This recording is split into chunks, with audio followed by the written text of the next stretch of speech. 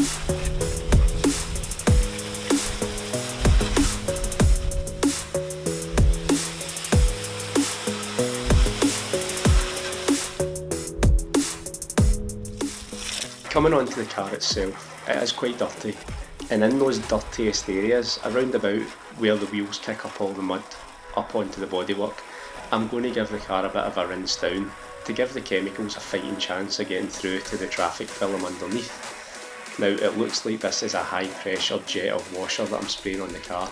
It really isn't. I can quite comfortably put my hand in front of it and it's nothing more than a tickle. It just looks high pressure because of that solid stream of water there. But I can assure you that it's nothing to worry about. For the pre-wash itself, obviously I don't have access to snow foam today because I'm not using the pressure washer. What I am using is the Autogland's Brute, diluted at 50:1. So for 1 full litre of usable solution, you only need 20 ml of product. I've seen some good things about this product and I'm really looking forward to trying it out on a few more cars, and especially once I start using my pressure washer again. But for now, this is a good way to start your wash, or a good product to start your wash with. If you don't have a pressure washer and you want to use a pre-wash product before you get into doing any kind of contact with the car, at this point you do need to have a little bit of pressure going through your hose pipe, because just using it in the shower setting isn't going to wash any of that traffic film off. So you need to have a little bit of power behind it, which is why I've changed it to the jet setting here, which again I can comfortably put my hand in front of, so I'm very confident it's not going to do any damage to the paintwork or anything like that. Some of the more eagle-eyed viewers might have been watching me rinse that brute off and thinking, I don't see very much water behaviour going on here, and there's supposed to be a ceramic coating on this car. Well, I would agree with you there, and I'm really hoping that the contact wash is going to bring that back. For the contact wash, I'm just using the Garage Therapy 1 shampoo. This is a pH neutral shampoo, it's got no wax additives or anything like that in it, so it's the perfect product for washing your ceramic coating.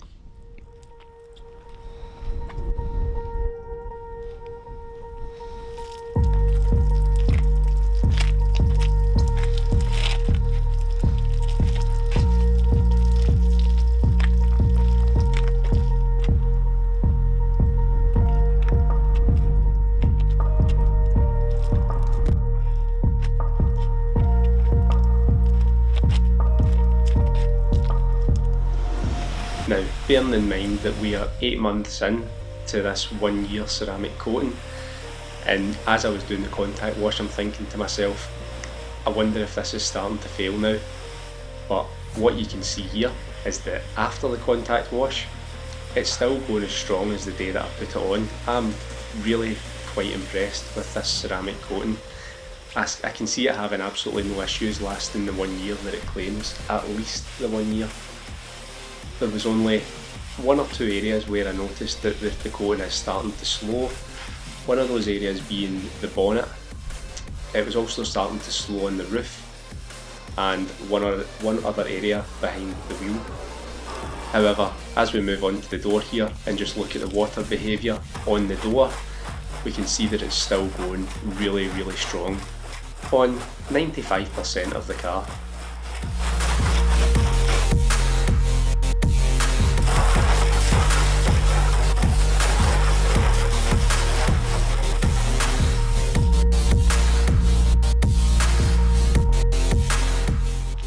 Last thing I'm going to do is just simulate a little bit of rain so that we can go in and have a little look at the beads that the ceramic coating's producing before I get the car all dried off and call it a day on this one.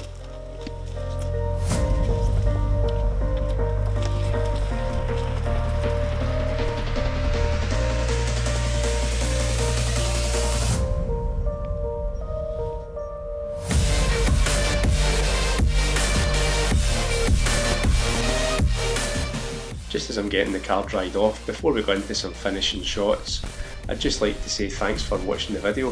I hope you enjoyed it. If you have, hit that like button, hit that subscribe button, all that stuff helps me out. This has been a bit of a shorter video today, and essentially just more of a ceramic coating update and a little bit of a how you can wash your car if you don't own a pressure washer. But I'll leave you there to enjoy some finishing shots, and as always, I'll see you on the next one.